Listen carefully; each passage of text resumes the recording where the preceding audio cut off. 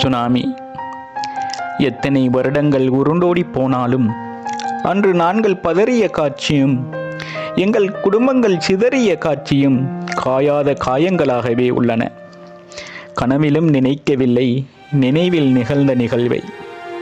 அன்னை வடிவில் உன் அரவணைப்பில் வாழ்வாதாரம் தேடி நாங்கள் காத்திருக்க எங்கள் தலைமுறைகளை பறித்து கொண்டு எங்களை நடைபிணமாக்கினாய்.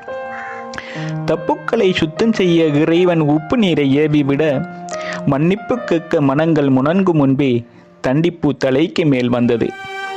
இனிய நாளன்று இறைவன் இடரான பேரிடர் தந்து இருளாக்கினான்.